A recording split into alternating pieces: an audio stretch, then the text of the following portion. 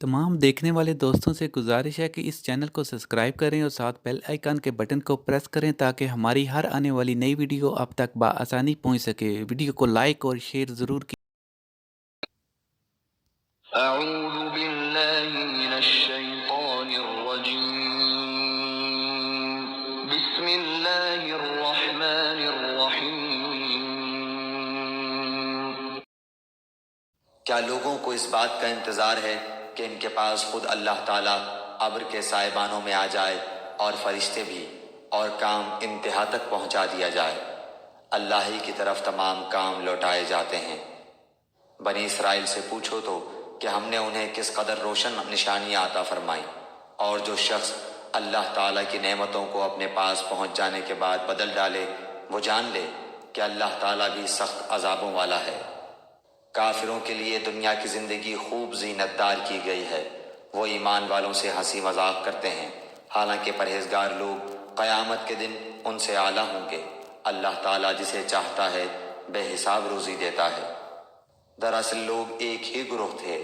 اللہ تعالیٰ نے نبیوں کو خوشخبریاں دینے اور ڈرانے والا بنا کر بھیجا، اور ان کے ساتھ سچی کتابیں نازل فرمائیں تاکہ لوگوں کے ہر اختلافی امر کا فیصلہ ہو جائے، اور صرف انہی لوگوں نے جنہیں کتاب دی گئی تھی اپنے پاس دلائل آ چکنے کے بعد آپس کے بغض و عناد کی وجہ سے اس میں اختلاف کیا۔ اس لیے اللہ پاک نے ایمان والوں کی اس اختلاف میں بھی حق کی طرف اپنی مشیت سے رہبری کی، اور اللہ جس کو چاہے سیدھی راہ کی طرف رہبری کرتا ہے۔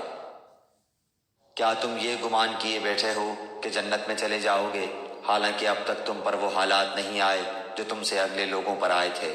انہیں بیماریاں اور مصیبتیں پہنچیں، اور وہ یہاں تک جھنجھوڑے گئے کہ رسول اور اس کے ساتھ کے ایمان والے کہنے لگے کہ اللہ کی مدد کب آئے گی؟ سن رکھو کہ اللہ کی مدد قریب ہی ہے۔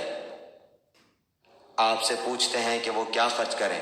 آپ کہہ دیجئے جو مال تم خرچ کرو وہ ماں باپ کے لیے ہے، اور رشتہ داروں اور یتیموں اور مسکینوں اور مسافروں کے لیے ہے، اور تم جو کچھ بھلائی کرو گے اللہ تعالیٰ کو اس کا علم ہے۔ تم پر جہاد فرض کیا گیا، گو وہ تمہیں دشوار معلوم ہو۔ ممکن ہے کہ تم کسی چیز کو بری جانو اور دراصل وہی تمہارے لیے بھلی ہو، اور یہ بھی ممکن ہے کہ تم کسی چیز کو اچھی سمجھو حالانکہ وہ تمہارے لیے بری ہو۔ حقیقی علم اللہ ہی کو ہے، تم محض بے خبر ہو۔ لوگ آپ سے حرمت والے مہینوں میں لڑائی کی بابت سوال کرتے ہیں۔ آپ کہہ دیجئے کہ ان میں لڑائی کرنا بڑا گناہ ہے، لیکن اللہ کی راہ سے روکنا، اس کے ساتھ کفر کرنا، اور مسجد حرام سے روکنا اور وہاں کے رہنے والوں کو وہاں سے نکالنا اللہ کے نزدیک اس سے بھی بڑا گناہ ہے۔ یہ فتنہ قتل سے بھی بڑا گناہ ہے۔ یہ لوگ تم سے لڑائی بھڑائی کرتے ہی رہیں گے، یہاں تک کہ اگر ان سے ہو سکے تو تمہیں تمہارے دین سے مرتد کر دیں، اور تم میں سے جو لوگ اپنے دین سے پلٹ جائیں اور اسی کفر کی حالت میں مریں ان کے اعمال دنیاوی اور اخروی سب غارت ہو جائیں گے۔ یہ لوگ جہنمی ہوں گے اور ہمیشہ ہمیشہ جہنم میں ہی رہیں گے۔ البتہ ایمان لانے والے، ہجرت کرنے والے، اللہ کی راہ میں جہاد کرنے والے ہی رحمت الہی کے امیدوار ہیں۔ اللہ تعالیٰ بہت بخشنے والا اور بہت مہربانی کرنے والا ہے۔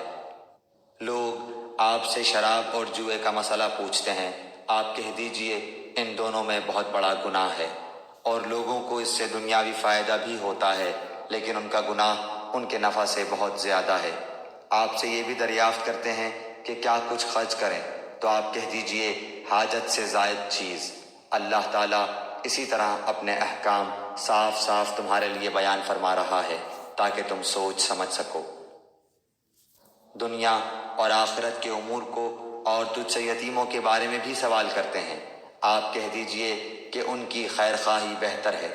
تم اگر ان کا مال اپنے مال میں ملا بھی لو تو وہ تمہارے بھائی ہیں۔ بدنیت اور نیک نیت ہر ایک کو اللہ خوب جانتا ہے، اور اگر اللہ چاہتا تو تمہیں مشقت میں ڈال دیتا۔ یقیناً اللہ تعالیٰ غلبے والا اور حکمت والا ہے۔ اور شرک کرنے والی عورتوں سے تا وقتے کہ وہ ایمان نہ لائیں تم نکاح نہ کرو۔ ایمان والی لونڈی بھی شرک کرنے والی آزاد عورت سے بہت بہتر ہے، گو تمہیں مشرکہ ہی اچھی لگتی ہو۔ اور نہ شرک کرنے والے مردوں کے نکاح میں اپنی عورتوں کو دو جب تک کہ وہ ایمان نہ لائیں۔ ایمان والا غلام آزاد مشرک سے بہتر ہے، گو مشرک تمہیں اچھا لگے۔ یہ لوگ جہنم کی طرف بلاتے ہیں اور اللہ جنت کی طرف اور اپنی بخشش کی طرف اپنے حکم سے بلاتا ہے۔ وہ اپنی آیتیں لوگوں کے لیے بیان فرما رہا ہے تاکہ وہ نصیحت حاصل کریں۔ آپ سے حیض کے بارے میں سوال کرتے ہیں، کہہ دیجئے کہ وہ گندگی ہے، حالت حیض میں عورتوں سے الگ رہو اور جب تک وہ پاک نہ ہو جائیں ان کے قریب نہ جاؤ۔ ہاں جب وہ پاک ہو جائیں تو ان کے پاس جاؤ جہاں سے اللہ نے تمہیں اجازت دی ہے۔ اللہ توبہ کرنے والوں کو اور پاک رہنے والوں کو پسند فرماتا ہے۔ تمہاری بیویاں تمہاری کھیتیاں ہیں، اپنی کھیتیوں میں جس طرح چاہو آؤ اور اپنے لیے نیک اعمال آگے بھیجو اور اللہ تعالیٰ سے ڈرتے رہا کرو اور جان رکھو کہ تم اس سے ملنے والے ہو، اور ایمان والوں کو خوشخبری سنا دیجئے۔ اور اللہ تعالیٰ کو اپنی قسموں کا اس طرح نشانہ نہ بناؤ کہ بھلائی اور پرہیزگاری اور لوگوں کے درمیان کی اصلاح کو چھوڑ بیٹھو، اور اللہ تعالیٰ سننے والا جاننے والا ہے۔ اللہ تعالیٰ تمہیں تمہاری ان قسموں پر نہ پکڑے گا جو پختہ نہ ہوں، ہاں اس کی پکڑ اس چیز پر ہے جو تمہارے دلوں کا فعل ہو۔ اللہ تعالیٰ بخشنے والا اور بردبار ہے۔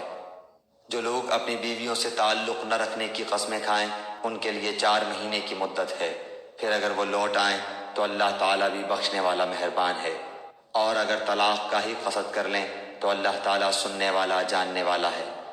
طلاق والی عورتیں اپنے آپ کو 3 حیض تک روکے رکھیں، انہیں حلال نہیں کہ اللہ نے ان کے رحم میں جو پیدا کیا ہو اسے چھپائیں۔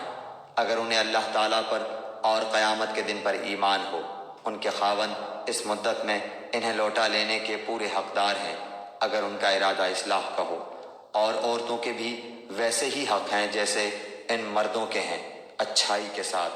ہاں مردوں کو عورتوں پر فضیلت ہے اور اللہ تعالیٰ غالب ہے، حکمت والا ہے۔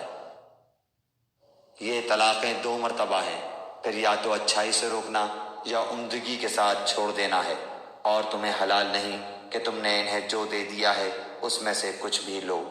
ہاں یہ اور بات ہے کہ دونوں کو اللہ کی حدیں قائم نہ رکھ سکنے کا خوف ہو، اس لیے اگر تمہیں ڈر ہو کہ یہ دونوں اللہ کی حدیں قائم نہ رکھ سکیں گے تو عورت رہائی پانے کے لیے کچھ دے ڈالے، اس میں دونوں پر گناہ نہیں، یہ اللہ کی حدود ہیں، خبردار ان سے آگے نہ بڑھنا، اور جو لوگ اللہ کی حدوں سے تجاوز کر جائیں وہ ظالم ہیں۔ پھر اگر اس کو 3 بار طلاق دے دے تو اب اس کے لیے حلال نہیں جب تک کہ وہ عورت اس کے سوا دوسرے سے نکاح نہ کرے۔ پھر اگر وہ بھی طلاق دے دے تو ان دونوں کو میل جول کر لینے میں کوئی گناہ نہیں، بشرطے کہ یہ جان لیں کہ اللہ کی حدوں کو قائم رکھ سکیں گے۔ یہ اللہ تعالیٰ کی حدود ہیں جنہیں وہ جاننے والوں کے لیے بیان فرما رہا ہے۔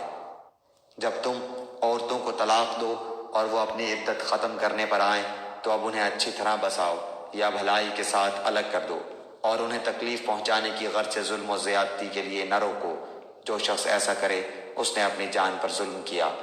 تم اللہ کے احکام کو ہنسی کھیل نہ بناؤ، اور اللہ کا احسان جو تم پر ہے یاد کرو، اور جو کچھ کتاب و حکمت اس نے نازل فرمائی ہے جس سے تمہیں نصیحت کر رہا ہے اسے بھی، اور اللہ تعالیٰ سے ڈرتے رہا کرو، اور جان رکھو کہ اللہ تعالیٰ ہر چیز کو جانتا ہے۔ اور جب تم اپنی عورتوں کو طلاق دو اور وہ اپنی عدت پوری کر لیں تو انہیں ان کے خاوندوں سے نکاح کرنے سے نہ روکو جبکہ وہ آپس میں دستور کے مطابق رضامند ہو۔ یہ نصیحت انہیں کی جاتی ہے جنہیں تم میں سے اللہ تعالیٰ پر اور قیامت کے دن پر یقین و ایمان ہو، اس میں تمہاری بہترین صفائی اور پاکیزگی ہے۔ اللہ تعالیٰ جانتا ہے اور تم نہیں جانتے۔ مائیں اپنی اولاد کو 2 سال کامل دودھ پلائیں جن کا ارادہ دودھ پلانے کی مدت بالکل پوری کرنے کا ہو، اور جن کے بچے ہیں ان کے ذمے ان کا روٹی کپڑا ہے جو مطابق دستور کے ہو۔ ہر شخص اتنی ہی تکلیف دیا جاتا ہے جتنی اس کی طاقت ہو۔ ماں کو اس کے بچے کی وجہ سے یا باپ کو اس کی اولاد کی وجہ سے کوئی ضرر نہ پہنچایا جائے۔ وارث پر بھی اسی جیسی ذمہ داری ہے۔ پھر اگر دونوں یعنی ماں باپ اپنی رضامندی اور باہمی مشورے سے دودھ چھڑانا چاہیں تو دونوں پر کچھ گناہ نہیں، اور اگر تمہارا ارادہ اپنی اولاد کو دودھ پلوانے کا ہو تو بھی تم پر کوئی گناہ نہیں، جبکہ تم ان کو مطابق دستور کے جو دینا ہو وہ ان کے حوالے کر دو۔ اللہ تعالیٰ سے ڈرتے رہو اور جانتے رہو کہ اللہ تعالیٰ تمہارے اعمال کی دیکھ بھال کر رہا ہے۔ تم میں سے جو لوگ فوت ہو جائیں اور بیویاں چھوڑ جائیں وہ عورتیں اپنے آپ کو 4 مہینے اور 10 دن عدت میں رکھیں، پھر جب مدت ختم کر لیں تو جو اچھائی کے ساتھ وہ اپنے لیے کریں اس میں تم پر کوئی گناہ نہیں، اور اللہ تعالیٰ تمہارے ہر عمل سے خبردار ہے۔